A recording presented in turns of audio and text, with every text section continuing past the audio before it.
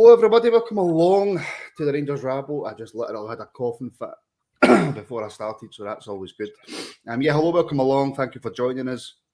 I'm joined by Mark, Craig and Kerr tonight, guys. Thank you for joining me as well. Plenty to talk about, along with obviously previewing Sunday's game against Dundee United. Rather than doing all the usual advertising stuff for, subscribing and liking and all that stuff, I thought I would change it up this week and just jump right into it. So hello everybody in the comments as well. I should say thank you, and get your comments in and we'll get them up and get your points of view. If you like to talk about the Old Firm, you can, by all means, although we as a club tend to move on and not dwell on things. But if you like to talk about it, by all means get your comments in and we'll talk about it. The good thing now, actually, Kerr, before we start talking about anything, and this isn't a criticism of Gio at all, because certain managers are different. But normally when there's a press conference, when there was a press conference under Gio, all you could really say was there was a press conference. Yeah. Now under Beale, it's a podcast on its own. Yeah, he's no slowing coming forward, is he? I'm not saying he tells you everything, but he tells you enough to get you talking, get you thinking, whereas Gio started speaking. To be honest with you, I think a lot of the journalists in the press area were probably sleeping after 5 minutes, so didn't ask any questions. Sorry, Gio. No, but I think Michael Beale's come. He's refreshing, and what he tells you, you start to move forward in your seat to listen because you're interested, and he's telling you things that you want to hear and that you're interested in, and also telling you things you think that sounds good. So I'm happy with him being there, but the press conferences are great. I sat and watched it earlier on after Craig said about it, so I sat and watched it. Especially for Craig, I would have probably watched it. Do you know, that's a strange thing, Mark. I don't automatically now go to sit and watch the press conferences because I stopped watching them under Gio. So I kind of forget they're on, to be brutally honest with you, because I'm at work and you come home and you forget the press conference has been on. But Beale speaks really, really well. Is there an argument, not for us obviously because we love it, but is there an argument that he's maybe just a wee bit too honest in these press conferences? I mean, there is being too honest, but I think that he's honest to a point. I think that he'll give you a straight answer to a straight question, which for me is a breath of fresh air, like Kerr says. But you want to know what's happening, and I don't think he overshares. I think he tells you as much as he possibly can without being kind of intrusive. So, no, I'm the same as yourself. Under Gio, I almost fell asleep.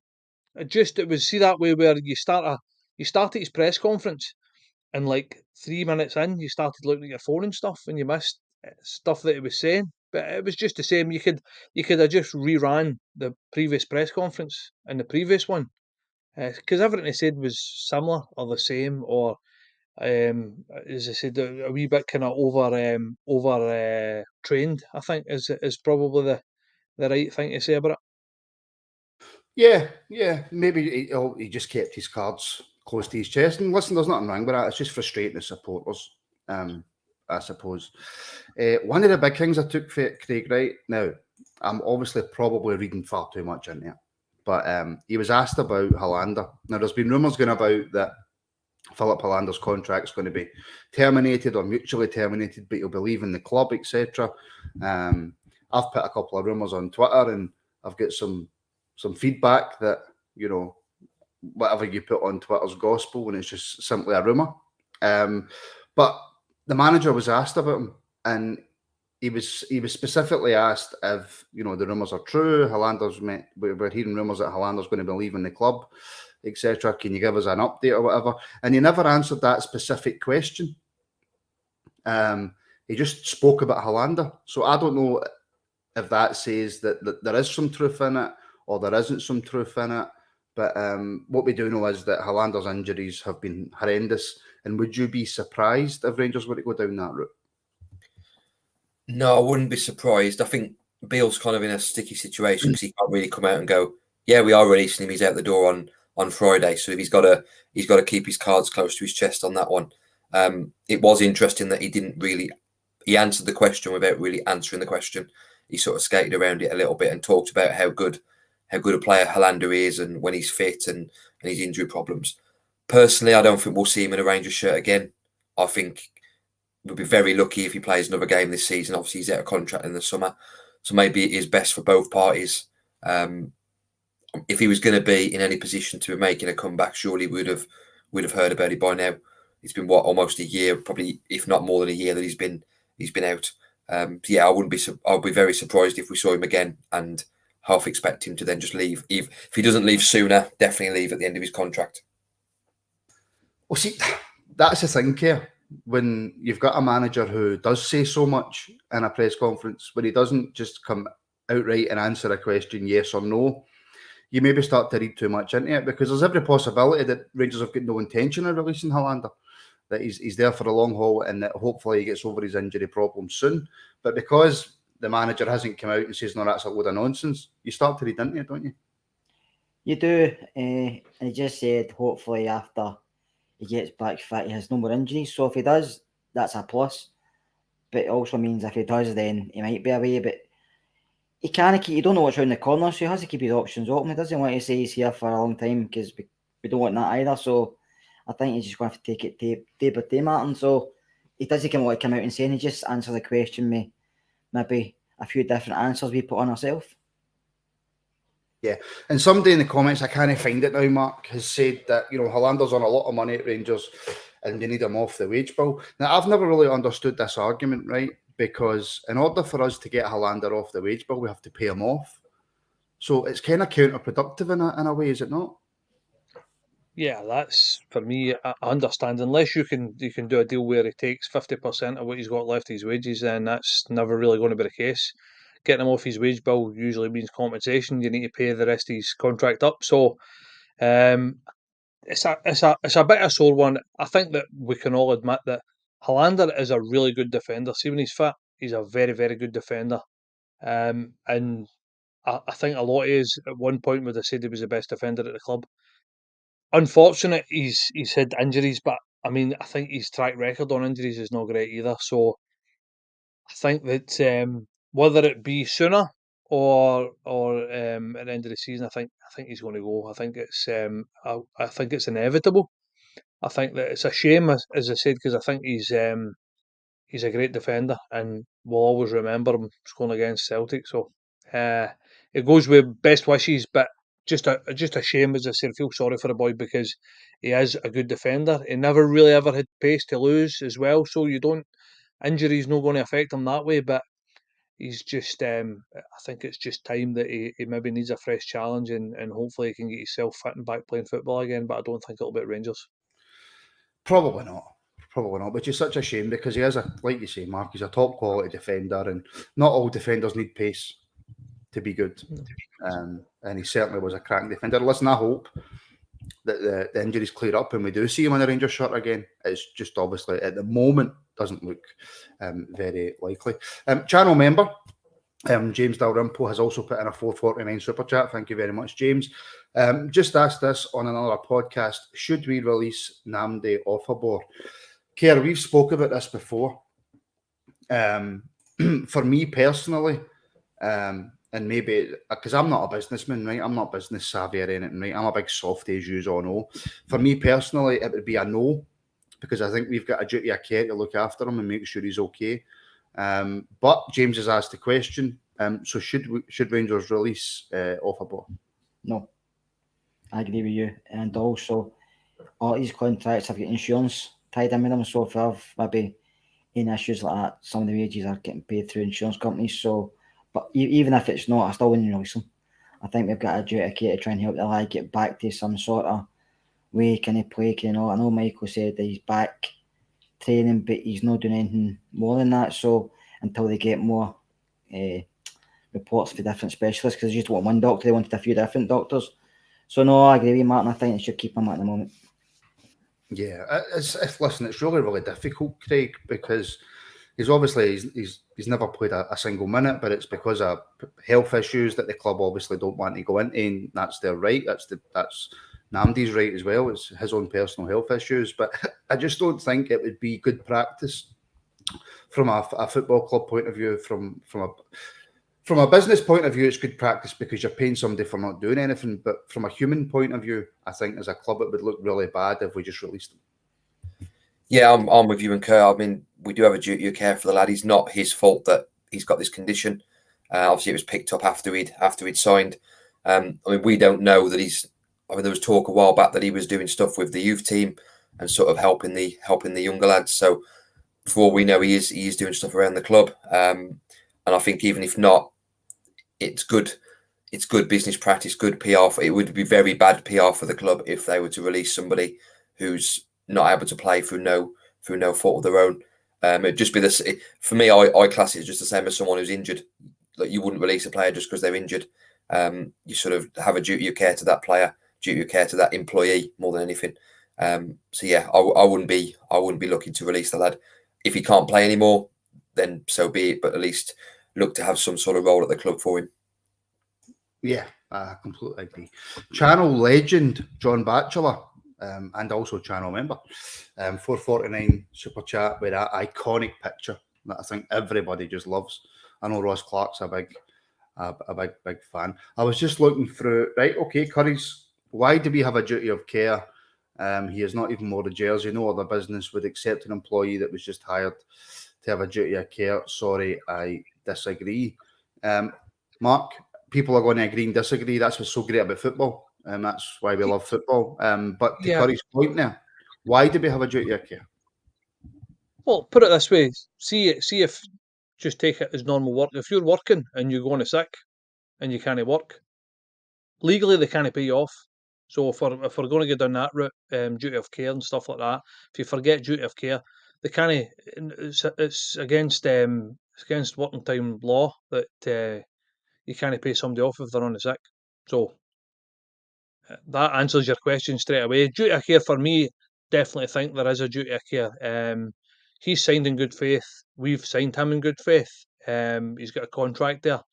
Obviously, once his contract's up, that's a different kettle of fish. But as I said, I think that just to kind of reiterate what Craig said there, it would not look good. This young boy has, by all accounts, got something wrong with his heart. So, I mean, I'd rather be sitting here talking about duty of care than sitting here talking about a young boy that passed away whilst playing football for Rangers. So, as I said, as far as I'm concerned, the duty of care is to look after him and his family. Young boy's career's probably been cut short for it. So, I feel absolutely heartbroken for the boy because I think that he's been run about the club for God knows how long now, and he's probably seen what this club means to everybody at the club, and it must be a killer that he's seen that the opposite side of the coin from us as fans, and he can't pull that shirt on and he can't play for Rangers. It must be torture, especially the fact that he's a professional footballer and that's what he loves to do. That's what he's kind of grew up dreaming about doing, and the young boy just can't do it anymore. And that's, for me, that's heartbreaking. All right, understand the financial point of view and stuff like that, but I take that with a pinch of salt. Sometimes these things don't work. I mean, we've bought players that have been absolutely rotten, and we could have got shot at them. So what's the difference? This boy's obviously through no fault of his own.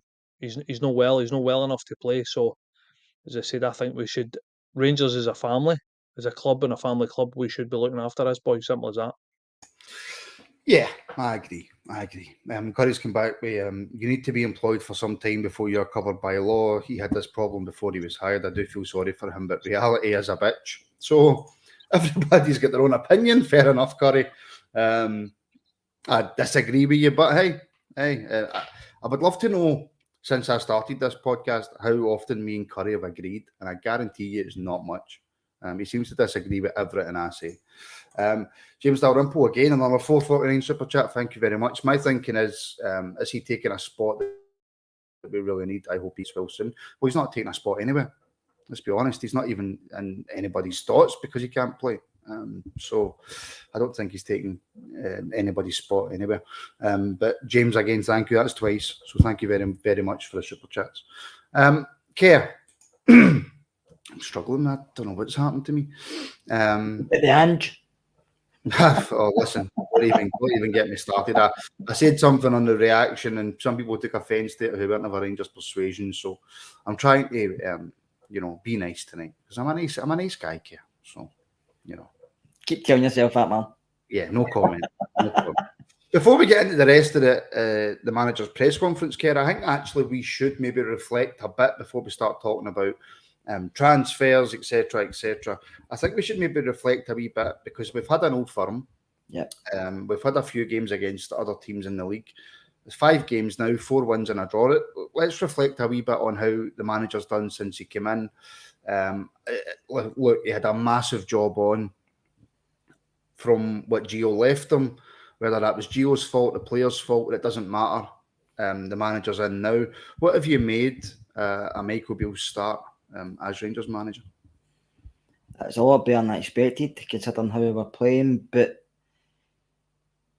I think it helped when a lot of these players already worked under him for before, so they knew what he was coming in to do. I heard Bashic's talking, and he seemed very positive and saying the way he plays, the way he trains, just the speed, everything, he prefers that. So obviously, I'm not saying I'm a dig at Gio, but the slowness of the game, he doesn't suit, but he likes the intensity and stuff like that. So, and I think a lot of the players are the same. You've seen it with Kent. You've seen other players starting to play well, and I think Michael, I'm not going to say he's a player's best mate, but I think they trust him. He'll trust them, and I think he's a fair enough guy to say, right, you're playing for this reason, you're not playing for that reason. But I think the players know they've all got a job to do if they start or if they don't start. And I think there's a good morale in the camp at the moment, whereas I didn't see that before. So I think there's a few different things he's come in and done relatively quickly. Yeah, he needs to bring in new players, but I think in these 5 games, you can pinpoint stuff, Martin. We've not done well. A lot of people will. But just get 4 wins and a draw, and we're only 5-6 minutes away from getting 5 wins. I think it's been great. And do you know what? This is the perfect point, Craig, Brian's made, because I was going to make this point as well. Look, reality is we were 6 or 7 minutes away. Listen, whether you're 6 minutes away or 90 minutes away, I suppose that the outcome's the same, right? But we were 6 or 7 minutes away. If you're having 5 out of 5, we'd be able to team look like they have a new injection of life in them. So, what was it? Celtic scored him. Was it the 8th minute? Was a bit of a kicker, and it was just through poor defending. But that was almost 5 out of 5. It's 4 out of 5. It's an Old Firm game where, if we're all being brutally honest with ourselves, I don't know many Rangers fans who were genuinely expecting to go in and win because of how we'd been playing. There's always some who expect to win everything, and I completely understand that. I'm a negative guy. I'm just negative. That's the way that I am. We can be 5-1 up with 2 minutes to go, and I'm still thinking they can score 4 goals. That's just the way that I am. But to win 4 out of 5 and play that well against Celtic, and we should have won the game. And I don't think any of the fault really lies with Beale. I think since he's come in, he's done a cracking job. Yeah, I mean, he referenced it himself in his press conference. He said he was sort of a few minutes away from a perfect start. We're also a few minutes away from, if this week's been anything to go by, I dread to think what this week would have been like if we'd have actually won the game. But that's another story. Yeah, I think he's done really well. I mean, he said it himself. He can't really. Nobody knows which players he likes and doesn't like because the team he's had has been sort of forced upon him for a few weeks. I think we'll see in January with new signings where he sees the team going. But I've been really impressed by him, and I do like the fact that the players do seem to have a bit of their mentality seems to have changed. I think under Gio, Aberdeen game we wouldn't have got even a draw. Hibs game would have struggled. Ross County would have struggled. Celtic would have gone in, and even with fans thinking, like Stu said on the pre-match, he thought maybe the Celtic game was a few games too early for Beale. I think if we still had Gio in charge, I don't think anyone would have been expecting anything from that game on Monday. So it's amazing how just a new manager coming in who, yes, has worked there before and knows the players, but a new person coming in with new ideas can have a sort of an immediate impact. What was it Kerr said before the start of the pod? We were talking about animals, and he's like, "Oh no, my dogs never get in the way. They never say anything. They never do anything." And up pops one on screen. So there you go. No making a noise, is he, Martin? He's just trying to get comfy. Because you were on mute. Nobody knows if he's making a noise. So don't get wasn't. Right, Mark, I didn't know why I'd bring this up. I didn't know why I'd discuss it because I think it's embarrassing. I think it's embarrassing for the Scottish game. I think it makes our league look even more stupid than what I think a lot of people outside it already think it looks. But you know what? Let's have a really quick discussion about this, because I really don't want to stay on it, because I genuinely feel embarrassed just talking about it. Right? The reaction from the other side, embarrassing. And the sad thing is, to be expected. I don't think I expected the reaction to continue on for as long as it has, because it didn't get beat. It was a draw. So I just expected there to be the one or two mumblings for your Suttons and your Hartsons and the press and the fans online are the fans online. There's bad on each side, but the conspiracy theories run wild with him. And then you've got their manager the day in the press conference who just adds a wee bit more stoke to that fire. The reaction has been, from all angles involved with Celtic, embarrassing. I think you probably hit the nail right in the head there. Embarrassing. It's that's the bottom line, isn't it? They like to. Don't know whether it's play the victim or whether it's a concerted effort to try and make sure they get decisions. I would nearly said results or decisions in the future. It's just mad. it's just mad. That's the only way I could describe it. The reaction is, but really, to be perfectly honest, I really didn't expect anything other than the reaction that we got. I know a few of you have said it. Can you imagine the reaction if we'd have won? It'd have been absolute meltdown. And I mean, it's pretty much meltdown at the moment. But I don't know. It's something that I'm very philosophical. These things, for me, you win some, you lose some. These things will even themselves out over the course of the season. But it's that kind of... No, but they don't, Mark, because it's been growing for 50 years against them. Yeah, no, I'm just saying from my point of view. They've only won leagues and cups despite the referees, despite the SFA, despite scoring a winner in a cup final that was 3 yards offside, despite getting a goal that came off of their own player's hand. Everybody's against them. Everybody. The world's against them, but that's, as I said, that's how they like to. It's just getting annoying and frustrating, Mark. It's just getting really frustrating. See, I don't listen to anything any of them have got to say. I don't read anything any of them have got to say. I don't even listen to press conferences. And do you know what? See if they're playing and they're not playing us, I don't even watch them. So they're just, as I said, it's this obsession with the conspiracy theory. It's as if they've run out of tinfoil, and the conspiracy theorists sitting in a wee dark room are all of a sudden going, oh, it's the whole world's against us. VAR's against us. We moaned for a year and a half to nearly 2 years to say, why can we not get VAR and blah blah blah, and obviously the rest were all cheating then, and it was a Masonic conspiracy, and now all of a sudden the VAR's part of this big conspiracy as well. So you're never going to win. It really, I mean, we just need to agree to disagree. Let them all be as mad as they like. Let them all howl at the moon, and we'll just move on. Simple as that. As I said, dude, let's do what we usually do. We're the bigger people, the bigger fan group, and we'll just go. Do you know what? Let yous deal with. Let yous ruin your weekends, your week, and nearly 2 weeks, and we'll just carry on doing what we do. I know. And Jim Sloan, £10 super chat, channel members, moon howlers. It's true. It's absolutely true. It's madness. It's just embarrassing, and it just. I think I don't know why I care, right? Because I did expect a reaction, but see, for me, you lose the argument. 100%, you lose the argument when Rangers turn around, and this is the last thing I'm going to say on this, and then we're going to move on, right? You lose the argument when Rangers turn around and say, "We'll give you the money, and we can all together get an independent investigation into what's happening at the SFA, what's happening here, what's happening there. We won't pick it, we'll all pick it, and we'll pay for it." And everybody said no, including them. Yep. So they can't be that worried about a conspiracy. It's just what they do, Martin. They've done it for years. They're never going to stop it. It doesn't matter. I mean, they won so many leagues and titles. They're still thinking I was against them. Could you imagine if nobody was against them? And what would they win then?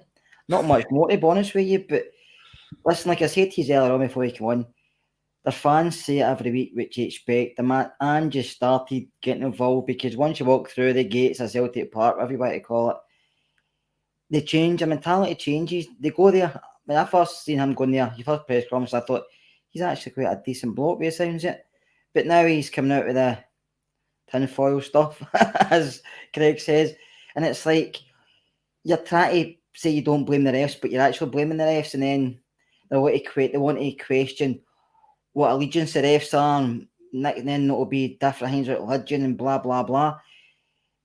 Which is that's Celtic, but the thing that bothers me is the Scottish media get involved.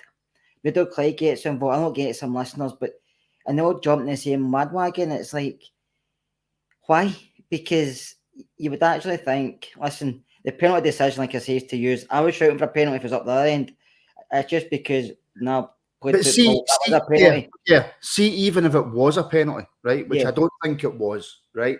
But see, even if it was a penalty, that does not mean that the world's out to get them. No, it doesn't. But you, like I said to you before, they say it often enough. People start to believe, and they've been saying it for I've seen a thing that Walter Swiss, what I said 20 odd years ago, and he was saying it back then. 100%. So this is now over 20 years, 30 years, 50 years, and they're still saying it because the more they say it, the more people start to believe it. And you look at the media, you look at the written media, you look at the radio, you look at the TV, they're all saying the same thing. So I'll guarantee you in the next few games, they get quite a lot of decisions going their way, even if it's not correct. But nobody will mention that because it's Celtic. And they still think the media up here and the league and everything else Masonic driven, which is total nonsense. Do you know, and I'll say this and then we'll move on. See if the media and everybody was out to get them. There's a really big stick out there they could hit them with if they really wanted to. And they don't, and they choose not to. So see if they were really out to get them, they would have got them. That's all I'll say. Craig, I need to compose myself after that because I get so fucking annoyed. And pardon my French, I never usually swear on these, right? Pardon my French. We've seen pictures today of John Souttar and Yanis Hadji in training gear. Apparently now they've participated in some contact. We're hoping to see them by the end of the month. If we just focus on Hadji for just a couple of minutes. First of all, it's great to see him back because that was a horrendous injury. And I just feel under Beale, and we will talk about Lawrence in a wee second, but Hadji for me under Beale, I think could be a real game changer. Yeah, I think Beale said in his press conference, Souttar's gone back into contact training. Hadji's going to go in next week, I think. He said because of the injury Hadji had, it's slightly different. He can't go into contact training, which is fair enough. But yeah, I'm a big Hadji fanboy. I think he could be a real asset. And Beale said it today. It's like having two January signings without actually having January signings. If they're both back, I think St Johnstone he was sort of talking about as being the likely game where we might see them even for sort of 15-20 minutes to see how they get on. Hadji, I think, could flourish under Beale in this role, whether that's as a 10 or as an 8. I personally, I mean, he's never had blistering pace, which is why when they played him out wide, it's not really his position. I mean, he's got the skill to play there, but wing, you've sort of got to have a bit of pace at times. I think he could really do well in a sort of 8 role because yes, he might have lost a little bit with the injury, which I think whereas a sort of similar role that Arfield used to play, sort of in the midfield 3, and then pushing on and getting ahead of the strikers. I think that could be a really key position for him going forward, and I'm just excited to see him back. Sorry, I didn't expect you to finish so abruptly there. I was in the middle of coughing. Before I go to Mark, can I just say thank you to everybody who's tuning in at the moment. If you're watching on YouTube, please give the video a like and subscribe if you enjoy the content. And if you really enjoy the content and you want to join almost 200 others and becoming members of the Rabble, then the link is in the description. There's a join button below to get extra shows, to get first access to interviews. And once we start doing the live shows, you'll get first option at live show tickets and stuff like that as well. If you're watching on Twitter, give us a like, a retweet. We're trying to grow on social media. Social media is so difficult. to grow on. We grow so much faster on YouTube. We're galloping towards 8,000 subscribers, and I would love to try and get towards 10,000 soon. That's my dream. My dream when I started was to get to 50 subscribers and have 10 people watching. But for some reason, he started tuning in. I don't know what's wrong with me, but he started tuning in. So now my dream, once I get to 10,000 subscribers, I can retire. So that's the plan. So thank you everybody for tuning in, like and subscribe and all that stuff. And like I say, if you want to become a member, the option is there. Mark, just on Hadji, Craig mentioned there about, we don't know how the injury is going to have affected him when he goes to come back. Nobody knows. It might not have any effect. It might have a little bit of effect. We don't know. But I just feel Hadji coming back into a Beale team, I think will be so much more effective than a Hadji coming back into a Geo team. Yeah, 100% agree with that. Yeah, I think Hadji's a smashing player. I don't think that he never really particularly had any great pace anyway, so I don't think that that's really going to be an issue. I think that Beale will definitely get the best out of Hadji. I think he's very much a Hadji, a Beale type player. I don't know if you kind of picked up in the wee bit that he said his press conference about wanting to raise the technical levels of the team. So that tells you all you need to know about the type of player that Michael Beale wants at his club.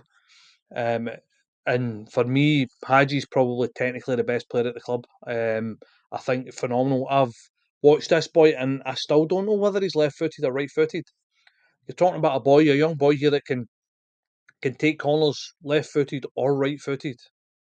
He takes penalties. He's been known to. I'm sure he scored a penalty. He scored 2 penalties in one game. One with his left foot and one with his right foot. Same again, free kicks. Can hit free kicks with his left foot or his right foot. So technically, he's exactly what Beale's after. Well, time's only going to tell how he comes back. Fingers crossed this boy comes back and kicks on and becomes a real talent that we know he's capable of. I think that there's a lot of people in the footballing world who expect big things from him, and I think that us as Rangers fans expect big things from him as well. I think he's got all the talent in the world, all the technical ability in the world, and I think he's got the right attitude to thrive under Beale as well. So I think he's going to be a massive signing for us. As I said, fingers crossed he comes back stronger than he's ever been. Here's hoping. Yeah, I've just seen something in the comments really quickly. We even have a members WhatsApp group going. I didn't know about this. This is news to me. How come I've not been added? I know. This is news to me, Cammy. So yeah, that's a wee members WhatsApp group going. There you go. Keir, just quickly on Hadji before we move on to Suter. It's like I says to Mark, it's always a risk when you've had like it was a horrible injury he got. It was a serious injury. But like I says to Mark, I just feel number one, Beale knows him. He knows how to play him. And I just think the way that Beale plays, Hadji was always going to be played more as a winger with Gio, and Hadji's not a winger. He's more of an inside forward, a number 10, and I think that is the kind of position that Beale will look to play him. I can't see Beale moving Hadji into kind of central midfield. I don't know. I think he'll play him where he feels he'll offer us something more than somebody else is playing that position. But I think we'll have to wait until next season to see the Hadji back. I think between now and the end of the season, he's just coming back for this injury. Like you said, it was a horrific injury. So it'll take him time to get up to speed. He'll have maybe minutes here, minutes there. Hopefully he's ready for the Scottish Cup final. You never know, but I think next season when we see Giannis back to full speed. I think you'll see, Kerr. I think you'll see him starting to get a few subs game in that towards the kind of middle of minutes and stuff, but I mean starting games and that. I think. Aye, well, it all depends. Unless he starts the Scottish Cup final for us, I don't know. Well, we could start the Scottish Cup final and the League Cup final for us. You never know. It's a possibility.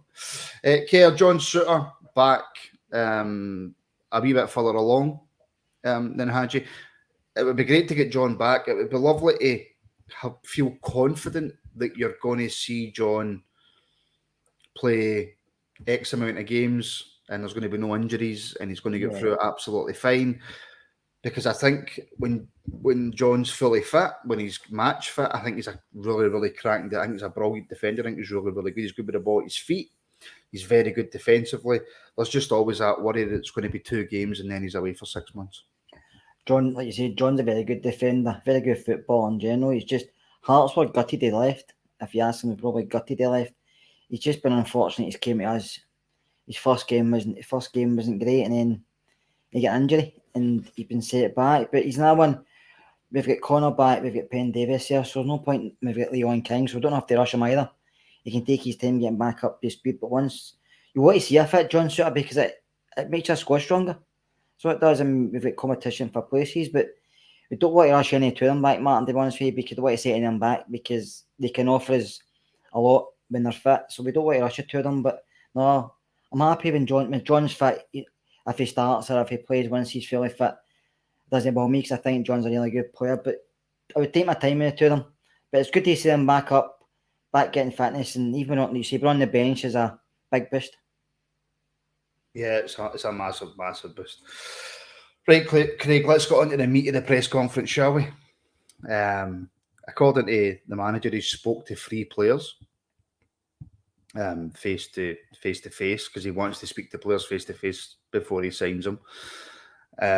Stacey. Also, big note to Fleck and Shankland. Oh, come on to that, Stacey. Give me a chance. Jeez, oh. So yeah, Craig, the manager spoke to 3 players. I can only assume then, I don't want to start a rumour here, but I can only assume that it's players that are out of contract. That's an assumption to make. May not be the case. I mean, it might be players that are that however they go about it. I'm not in with the football world, so I don't know how they go about it. If it's players that are out of contract, maybe there's an option there to get them in January early, like we have done in the past. The thing I like about Beale is that he was very honest in that I don't want to rely on watching them on a video, on a Zoom call. I want to actually sit down with the players. I think that tells you a lot about what he wants from a player coming into Rangers, because obviously being there previously, being there now, I think he gets the enormity of being a player and a member of staff for Rangers. So that's only a positive for me. And I think I get the impression, Beale, yes, he mentioned about once we get down to negotiating, that's not where I'll be involved, but I get the impression he's going to be a lot more hands-on than the previous manager was, where I think he might have been a bit more like, right, you just go and sign X, Y, and Z. It can only be a positive thing. I think that'll tell you a lot then about the players that Beale signs going forward.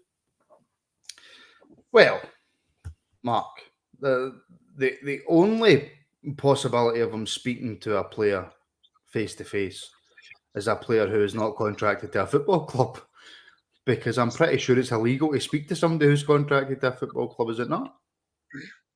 Yeah, well, I'm not 100% sure if that's the case. I genuinely don't know. For me, if he sat down and spoke to them, then for me, a fee has been agreed. Because they're not going to go like that. Do you know what? Just you can have a wee word with them, but what we'll do is when you come back, we'll go, right, I give you 10 million. It's not going to happen. So obviously, he said that the negotiations will go on after that. For me, these are a long way down the road than what he's said there, because players will not get to speak to other clubs unless there's been a fee agreed. Possibly the negotiation is personal terms. So for me, reading into what he said, and the other thing that he obviously said that that he'd spoke to them, he'd sat down with them face to face in person. So that tells me that there's a fee been agreed with our parent clubs, or that. But I don't think anybody's of any sort of a note is free at the moment in January. So for me, club has agreed fees. I think personal fees might not be personal money might not be agreed as such, but he did say as well that they are very keen to come to the club, which is another positive. So, and the other thing that I did pick up what he said was as well, I mean, obviously I've been psychoanalyzing this whole press conference, as you can tell, but what he did say as well was it will not happen before the weekend. So today's Friday. So, I mean, that's saying that it's pretty far down the road here. So I would think that you're going to see signings next week. Who it is, I've no idea. The problem Which is how would I'm you- I'm back shift next week, so that causes me real headaches. 'Cause the breaking news stuff's so difficult to get sorted when I'm back shift. Kerr, you are in the football world. I won't say where or what it is you do, but you are in the football world. So does that happen then? Are managers allowed to speak to players? Because where's the comment? Because I have to find the comment. RFC72. You can ask clubs to talk to players before agreeing a fee. In your knowledge in football, is that true? You can speak to players. A lot of players get spoken to. Yeah, Always, but you can, because but the manager doesn't come out and say it in a press conference. Unless it's been a pre-contract, like we done with Kamara, and then Jordan Jones, and they've agreed with the players, but they're just going to go back to the club to agree, can you want to come just now, or do you want to come in the summer?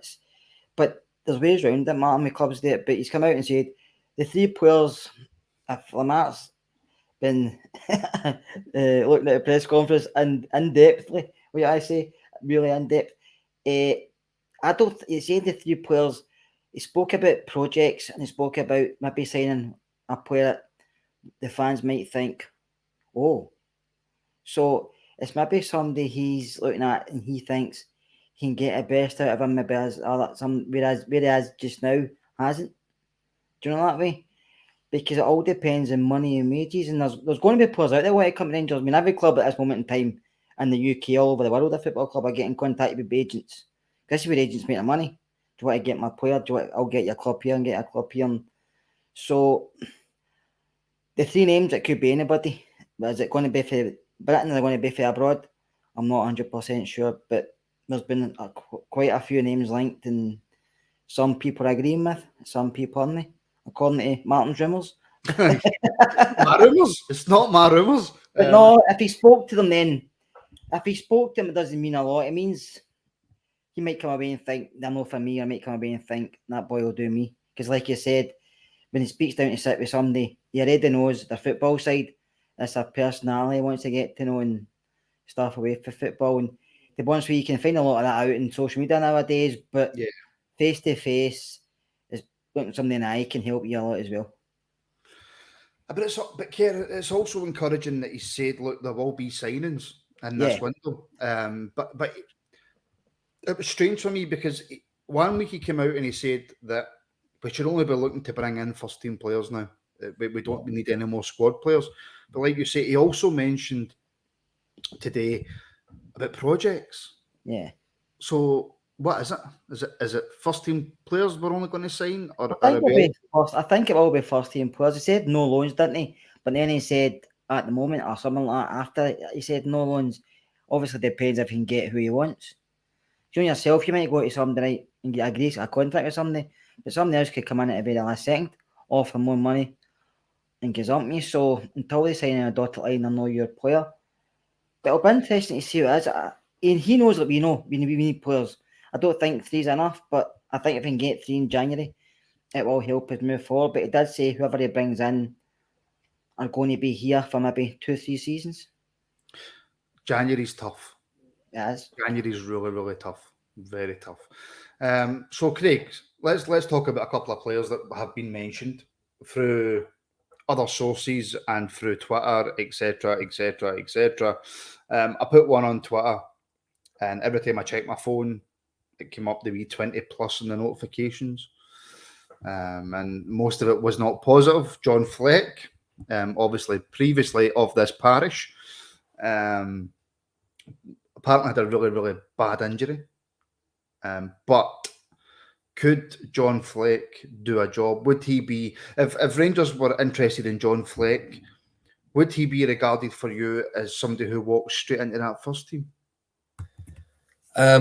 When fit, probably. I think he's a very good player. I think before his injury this season, which was a broken leg, which Stewie was saying on the group chat, it's not really an injury that happens regularly. It's more of a freak injury. Before that, his injury record's not too bad. Apart from having COVID, I think he's not really had a lot of injuries over the last last few years. I think he's an interesting one. Could I see him? I could see him. I think if Stephen Davis hadn't got injured, maybe they wouldn't be looking at him. I agree, he's 31, which isn't really the sort of profile that Beale indicated he wants to look at. But I think maybe he might be one to sort of replace Stephen Davis early rather than in the summer. I think he could do a job. He'd do a job for the club. Maybe get 2 or 3 years out of him. Like Beale said, he would play us for 2 or 3 seasons. That sort of role that he plays, I think you could get 2 or 3 years out of him, no problem. Particularly in the league, not so much in Europe. Particularly league, week to week football against teams that he'd be able to put in a performance against. Yeah, I can't see any issue. If it was on a free for relatively low wages, I think it's worth a risk. I knew Stacey was going to have something to say because as soon as I mentioned transfers, she was straight in there. But Mark, Stacey's opinion, John Fleck is a wish Lindstrom. He's not for me. He's just not for me. I don't think we should be signing. I know 31. I know 31's no old, right? I know it's no old in football in terms nowadays, but no for me. Sorry, I don't want us to sign. I'd rather sign. They talk about this player trading model, buying somebody at 31 or bringing somebody in at 31, even if it's free, needs to bring value to the team. And for me, I don't think he's much better than what we've got.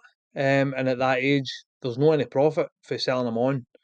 So for me, and he's probably going to look for decent money because he's coming for the championship, ex-Premiership player. You're probably talking about 25 plus anyway, at very least, for him. So for me, I don't think it's good value for money. I think he's a good player, but for me, no.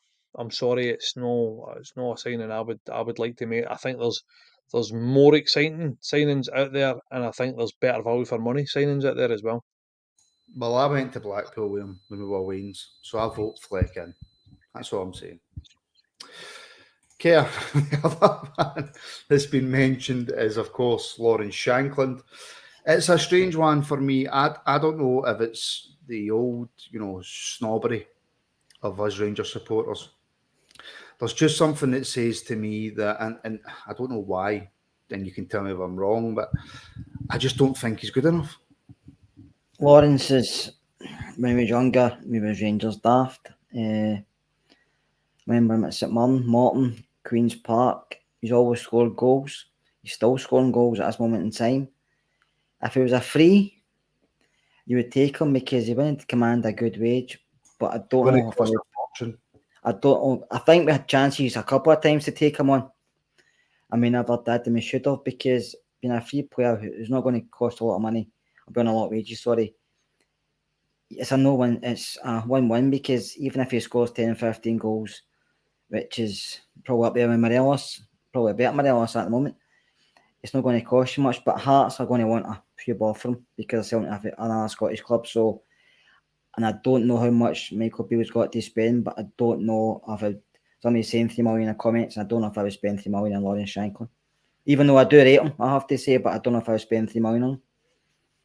I think there's better value out there for 3 million. Although I do understand the need for Scottish players for European competition, but I just don't see 3 million for him.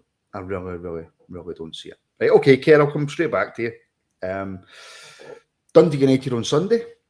I think this game's just as important as the Old Firm, to be honest, in terms of confidence, consistency, getting the players playing the way that Beale wants to play. And the last thing you want is to go into this game and drop points. I don't think we will, Martin. I think we'll win comfortably. I know we can sometimes struggle up there, but this is a different Rangers mindset this team I've got now. Different mentality. United will be the same. We'll come out and do what you usually do. We'll sit deep and we'll try and hit us when they break. Last season they scored, I think it was a big boy Ross Graham scored. That might have been the season before. My mind's totally mixed up. But they try to hit us with set pieces and stuff like that because they knew the goalkeepers and defenders were struggling. So I think they'll do the same. We'll sit deep, we'll keep their shape, and they'll try and... I think it's Liam Fox as a manager, isn't he?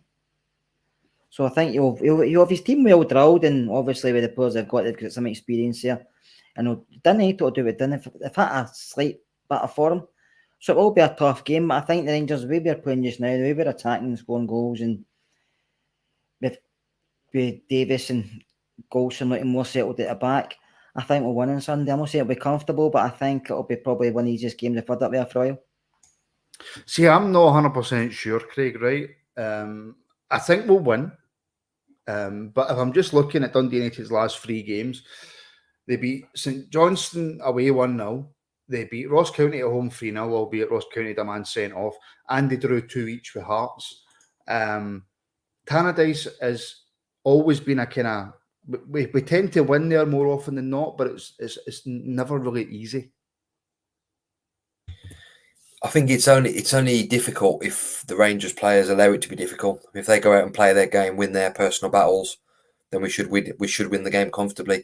Yes, they've had some good results, but whichever team we play on Sunday should be good enough to beat Dundee United without much issue. I get the impression from Beale, from the previous manager, that he won't allow them to be complacent. I don't see that, and I think he'll go up there knowing the way that Dundee United play, knowing that it can be difficult and it has been difficult in the past. But I think he'll just have the message: you win your personal battle, you go out with the right mentality, and you'll come back with the 3 points, which will take us nicely into the following weekend's game with a bit of momentum. Before I talk a bit more about the Dundee United game, Mark, we've had a question, and if you do have a question, please do get it in. Sometimes I miss them because the comments genuinely fly. But it's from our old friend Mark Curry, and he's asking, Martin, if Tav is not going to be dropped, is it time he was taken off dead balls, free kicks, corners, and I would imagine that's supposed to say throw-ins, right? But I'm not 100% sure what he's on about there. But should Tav be taken off set pieces? For me, he's the only thing he's good at at the minute. I mean, his delivery for me is really good. Set pieces, for me, I think that you should get one go at a set piece, free kicks wise outside the box. You should get one go. If you don't do well with it, somebody else gets a go, and so forth and so on until it goes round. Till you hit a good free kick, score a goal with a free kick, then you're the free kick taker until you don't score a goal. It's same with penalties. For me, that's the way it should work. I think that Tav's delivery is really good.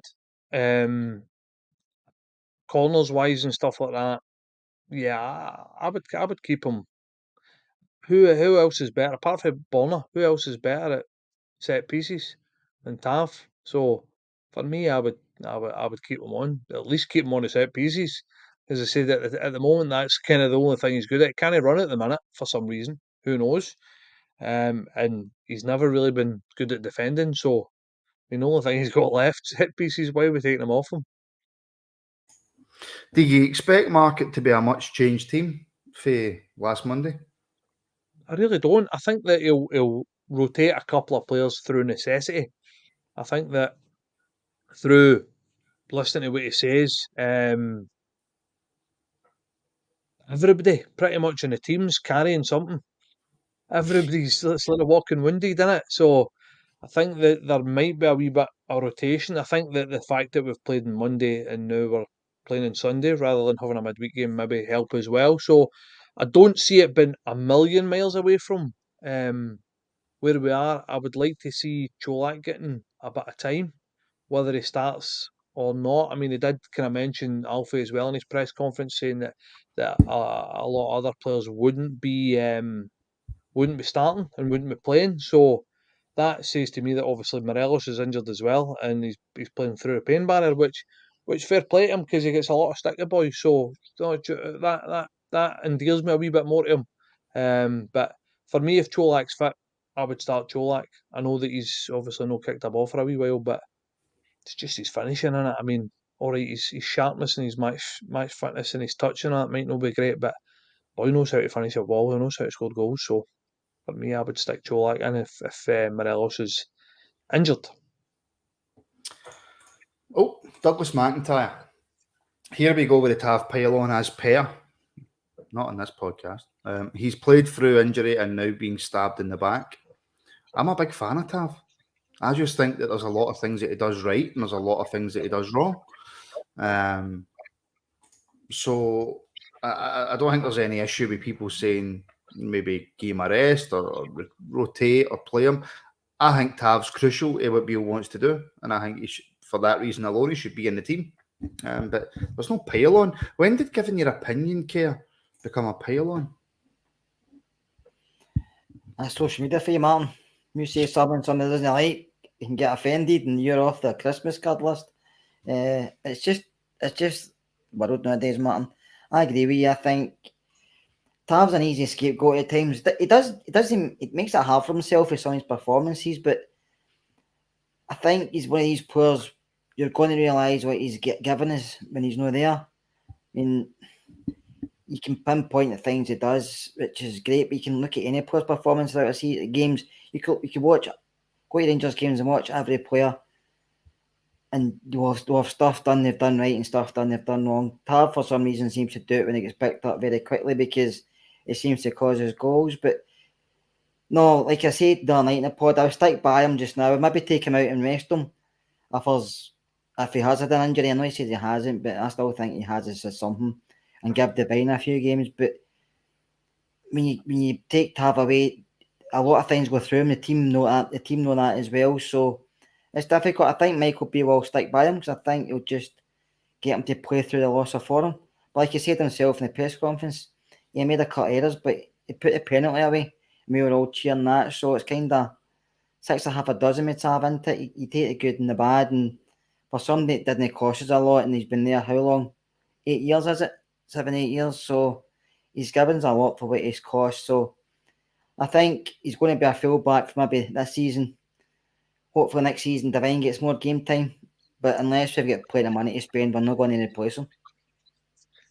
Yeah, no, I totally agree with you. I think that, I mean, let's face it, he's never cost us a lot of money, like you said. I think he's repaid, and his goals to games ratio for a right back, his numbers, we talk about it all the time, and you probably will not realise how good a player Tav is until he leaves.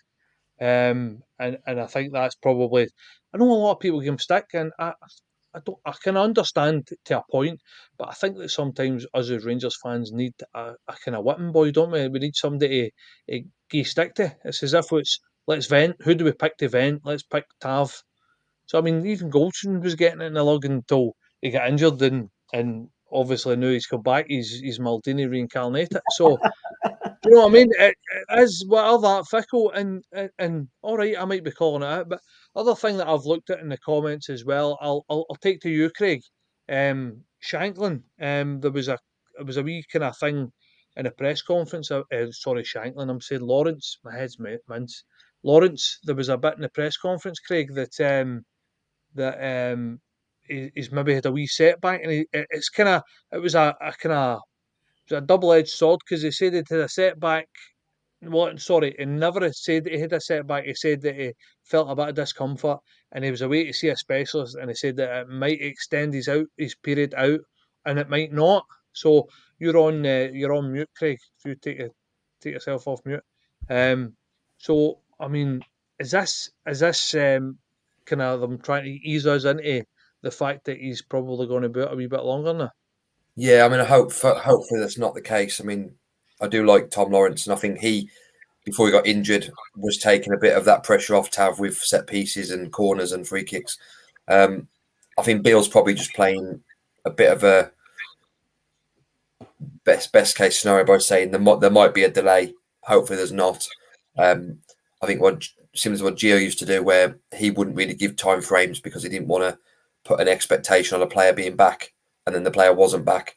I think Beale's probably just giving us that expectation, and if he is delayed a bit, this is why. One thing I was going to mention on the Tav discussion was I noticed over the summer he'd put a thing like he was quite quick back in training. I don't know whether, yes, the injuries played a point, but I think he's put a bit of muscle on over the summer, which might have impacted his mobility. I mean, he's never been really quick, Tav, but I've noticed that he seems to have bulked up a little bit, which might be a reason why he's not as mobile or as quick as he was last season. Yeah, I go along with that. I would definitely go along with that. My apologies, I had to run away there for 2 minutes, but I'm back. Okay, we just go back to the Dundee United game. We'll come back to Tom Lawrence in a wee second, Kerr. In fact, no, Mark. My apologies, Mark. My running away has put off my equilibrium. We have praised the manager for the results that he's got, the more attacking football that we're playing. I mean, obviously, praise at Rangers from the fans only lasts for so long. You need to keep getting the results. But do we need to start seeing more quality performances, both defensively and attacking? I think so, yeah. I mean, obviously, you spoke to the boys earlier about Beale's time in charge so far in the first kind of 5 games and stuff. It's still early. For me, yeah, no, 100%. And for me, I don't think we've been great. I think there's signs of improvement, and I think that's kind of what's perked everybody up. I think that we need to keep improving, and I think that we will under Beale. I think that January transfer windows came right at the right time for him. I think that moving forward, if he gets a couple of players in, freshens up the squad, the rest of the boys get a wee bit of bounce from it. Then yeah, but for me, I've always said that I need performances. I need them to play well. I know that we all just want to wins and stuff, but I think that at this point in time, I think that we're sick, fed up of just scraping through. We've done it the whole season, scraping by, scraping wins, last minute winners at Aberdeen. There is signs of improvement, and I think that's probably Beale, the fact that he likes to. There's no grey areas. Everything's black and white. He's very simple in how he explains how he wants people to play, and I think that the team like that, as I said, and I think that he's starting to get his ideas across. So for me, all right, the win's important, but I would like us to keep improving and keep getting better defensively. I think that although we've lost goals the last couple of games, I think that we've looked a lot more solid. I think at set pieces we've looked a lot more solid. I think it's not going to just change and we're all of a sudden going to be rock solid overnight. So I think there's improvement there. But goal scoring wise, I think that we look more dangerous. We look as if we've got more cohesion going forward. So I think that there's definitely, for me, as I said, if you say the first 5 games of the season, we've improved from Beale coming in to now. We've definitely got a lot better, and you can see his ideas starting to come in. But for me, I need us to start playing well. I think that's what we expect as Rangers fans, and I think that's what Beale expects. And you can tell, you look at Beale on the sideline, and you can tell he's raging sometimes. So for me, that says that the standards, and he talks about it himself, the standards need to be raised. And hopefully Beale's going to push us that way and raise our standards. So on those standards then, Kerr, and on the way that we have to play and make it, a bit more uniformed, I suppose is the best word to use. Going to Tannadice on Sunday, like I say, it isn't going to be easy in terms of teams always step up their game against Rangers, etc., etc. But we have to remember that this is a team that are 11th in the table. And they're second bottom for a reason. So do we expect, obviously not just the win, but a good performance on Sunday? At this moment in time, I'm opposite for Mark. I'm just happy getting results. At the moment, performances will come. The more the team play together, the more the team listen to Michael Beale and understand what he wants and train in the way he wants to play, and intensity gets better and the fitness gets a bit more. And Curry, I've not a haircut. I've just gave it a wash. And I think it'll come, and I think he knows himself. Some of the guys are buying his things right away because they've been here before. Some of them are taking a wee bit longer to go into that way, but we all know these players only fit at the start of the season. These players only fit halfway through the season, and I think that's why we're getting so many injuries. So, but he's working on that side of things. He's working on the way our playing's changed, and you can see, like I said before, we can even Tolman's getting more involved. And I don't mind players, Martin, taking risks and giving the ball away. I know you mentioned that before about maybe losing the ball too much, but that'll happen when you've got offensive players like Kent and Tolman, because they'll try to play the odd ball through between the lines, and sometimes it comes off, sometimes it doesn't. But it doesn't bother me because the time it goes through, we maybe score off it. But I'm happy we were playing offensively. Defensively, we could be better, but that'll come as well. See, as long as we're winning, I'll be happy. See, if we were sitting here getting beat, I'd probably be saying the exact opposite of what I'm saying just now. As is the supporters want. Okay, as is the supporters want. Right, okay, final questions. It's flagging my heat tonight. Your hair looks amazing, mate. Your hair looks I've amazing. not got much left, to be honest with you. No, but it looks I wish I had half it. You're having your face. right. Final questions, because I've got a pizza in the oven, so I want to eat my pizza, folks. Craig, I'll ask you a question, and then I'll see if the guys have got any difference to what your answer would be, and then we'll wrap it up. So from the game on Monday against the other side of the city, or whatever you want to call them, what would the changes be for that team on Sunday? For me, I'd like to see Cholak start, give him some minutes before the Cup semi-final. Lundstrom, apparently he's going to be fit, but maybe he drops out for Ryan Jack. If Larry's fit, I'd like to see Larry play instead of Kamara.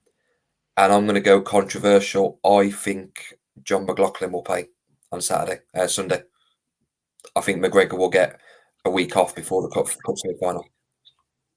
Oh, there's a shout. Okay, Mark. I would go with Cholak.